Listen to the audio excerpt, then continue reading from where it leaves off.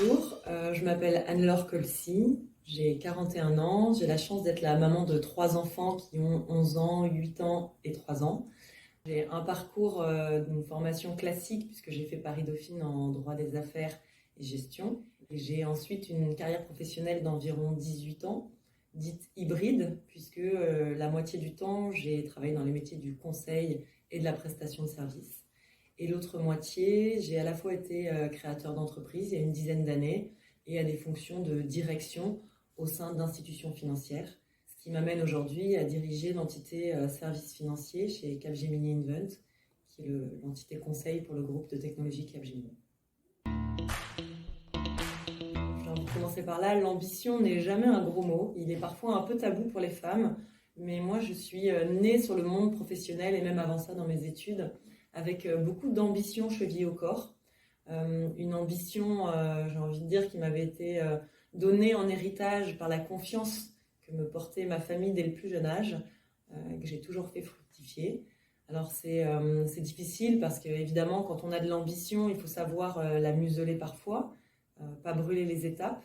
Mais je dirais que c'est quelque chose qui m'a accompagnée et qui fait qu'à chaque fois que j'ai eu l'occasion, l'opportunité de prendre des décisions dans ma vie professionnelle, je crois que je me suis jamais bridée, je me suis jamais dit la marche est trop haute, et j'ai continué étape par étape à réaliser ce que je souhaitais réaliser.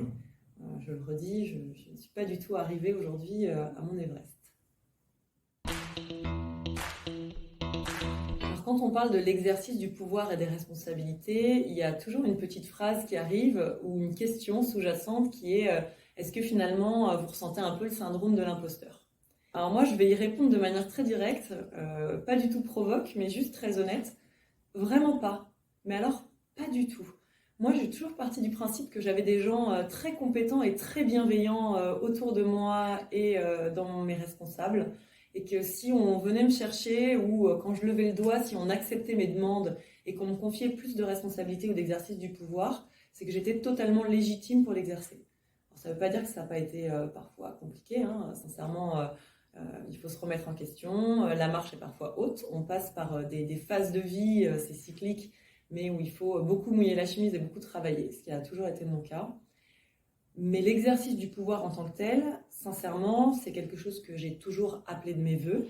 Je le disais tout à l'heure, moi, l'ambition, c'était vraiment pas un gros mot et je continue à demander plus encore parce que je m'y épanouis et que j'ai cette envie chevillée encore de faire mes preuves hein, au jour le jour et sur le long terme. Donc, c'est pas en soi quelque chose qui me fait évidemment peur, mais au-delà de ça, c'est quelque chose que je désire et dans lequel je souhaite encore pouvoir grandir. Évidemment, on se parle, quand on parle d'une carrière professionnelle, d'un marathon et pas d'un sprint. C'est facile de faire le parallèle. Moi-même, je cours beaucoup. C'est une façon de maintenir une activité physique qui permet des fois de s'épuiser physiquement quand on l'est un peu intellectuellement et moralement pour bien dormir, avoir un sommeil réparateur pour pouvoir prendre la vie du bon côté le lendemain, c'est à mon sens assez fondamental. Ça, c'est peut-être une première réponse pour tenir dans la durée. Et seconde réponse serait sur cette logique d'inertie dont je parlais tout à l'heure.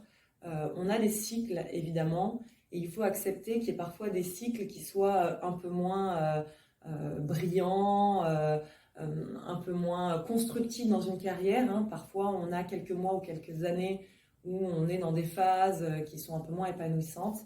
Ce qu'il faut, c'est pas perdre de vue l'objectif final. Ça, c'est globalement une carrière. Moi, j'aime bien raconter ça à mes équipes.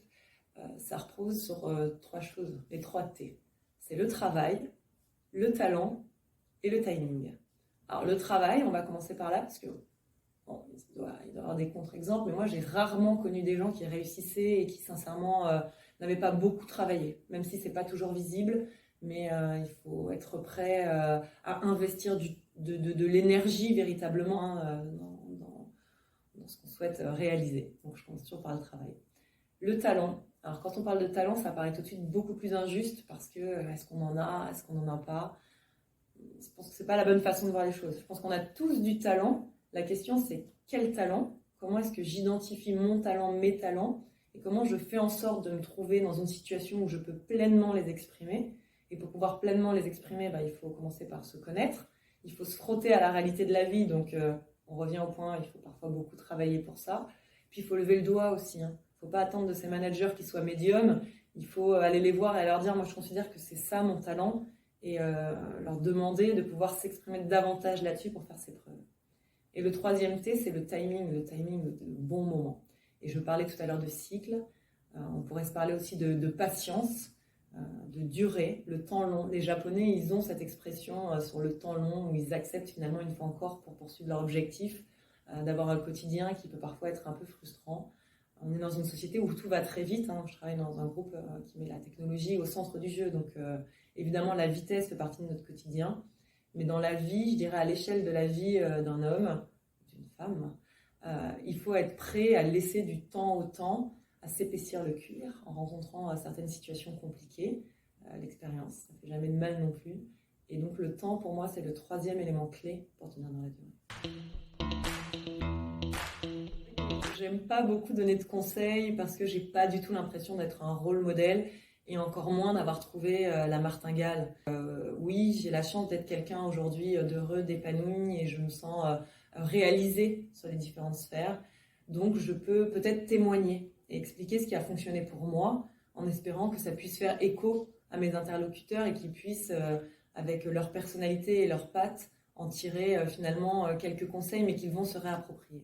Peut-être la première chose, c'est d'apprendre à se connaître soi-même et d'être lucide, de ne pas essayer de faire plaisir à son entourage, au modèle qu'on peut nous coller sur ce que la société attendrait de nous, mais véritablement de se dire, moi, c'est là-dedans que je trouve du plaisir, de l'épanouissement. La seconde chose, c'est de se donner les moyens de réussir. C'est très simple quand on le formule et éminemment compliqué quand il faut ensuite l'exécuter. On n'est pas égaux, évidemment, on a tous des ressources, on en parlait tout à l'heure, mais on a aussi des difficultés fortuites qui peuvent arriver dans la vie, dans notre quotidien. Je pense qu'il faut quand même se rappeler qu'on partage tous le même environnement et la même planète et que ces difficultés, on les rencontre tous à un moment ou à un autre, de différentes façons. Elles peuvent prendre différentes formes, mais il n'y a pas des gens qui seraient totalement privilégiés des obstacles de la vie versus ceux qui allaient les accumuler. C'est notre façon de réagir finalement à notre écosystème, à notre environnement et à savoir rebondir sur ce quotidien qui nous permet d'y arriver. Donc je dirais que là encore, peut-être la deuxième chose à faire, c'est d'accepter qu'il y a une forme de fatalité parfois qu'il faut arriver à surpasser pour se donner de la perspective et viser les choses à plus long terme. Et puis, assez simplement, je dirais, il faut mettre de la légèreté dans les choses. On vit une époque grave, un temps grave, évidemment. Il y a beaucoup de Cassandre autour de nous, des choses qui peuvent être assez lourdes, assez dures à porter. Moi, j'aime bien mettre de la légèreté. Je passe beaucoup de temps dans l'animation de mes équipes à créer du fun, des moments de rencontre. Je pense que l'humour et le rire est une ressource clé dans le quotidien. Pour moi, c'est quelque chose qui est très important. Trouver cet équilibre entre les moments de sérieux, de gravité, avec les guillemets qui vont bien, et des moments de bulle de légèreté qui permettent de retrouver un équilibre et de continuer. Il faut toujours privilégier sa vie personnelle. Et la magie, pour moi, des choses, c'est que ça se fait jamais au détriment de sa vie professionnelle. C'est totalement l'inverse. Plus vous êtes épanoui finalement et que vous vous réalisez dans votre vie privée par rapport à ce qui est important pour vous, plus vous êtes un professionnel heureux, aguerri, vous mettez les choses à la bonne place et vous êtes en capacité de faire des étincelles parce qu'on sent que vous êtes une personne équilibrée et épanouie dans sa vie au sens large. Il faut faire en sorte qu'il y ait une véritable représentativité des femmes et même plus largement que les femmes. Il faut qu'il y ait une représentativité de l'ensemble des minorités. Il faut que chacun se sente la capacité à réussir et qu'il puisse ensuite s'exprimer de la meilleure façon pour que collectivement, nos industries, nos sociétés et nos sociétés même au-delà de la sphère professionnelle, nos sociétés humaines puissent progresser. C'est clairement ma conviction aujourd'hui. Moi, j'ai monté un club de femmes, un cercle, Women in Financial Services. Ça a été un succès bien au-delà de ce à quoi on s'attendait.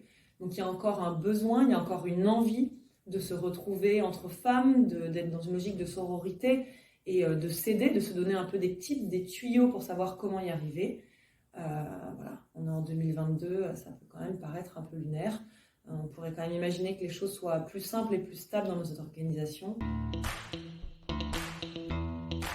Alors moi, il y a un cliché sur les femmes qui me révolte complètement. C'est le fait d'avoir un type de management plus soft, plus doux, plus en rondeur. Alors, il y a sans doute des femmes qui ont un type de management très soft, très doux et très en rondeur. Et j'ai d'ailleurs, je tiens à le dire, rencontré des managers hommes qui avaient également ce type de management. Et c'était parfois très appréciable, parfois pas du tout adéquat. En tout cas, je ne crois pas du tout que ce soit quelque chose en lien avec, une fois encore, le genre de la personne, du manager qu'on puisse avoir en face. Moi, je m'insurge contre ce cliché. Je pense être quelqu'un d'empathique et de bienveillant. En tout cas, j'essaye de l'être parce que c'est quelque chose que j'apprécie chez mes propres managers. Donc, je fais un travail sur moi-même pour véritablement être à l'écoute de mes équipes et être dans l'exemplarité sur ces sujets-là. Est-ce que pour autant, c'est de la douceur dans ma façon d'être en interaction? Je ne crois pas. Je crois que ce qui me caractérise, c'est l'énergie et absolument pas la douceur. Donc ce cliché de la douceur des femmes, je pense qu'il faut véritablement en sortir.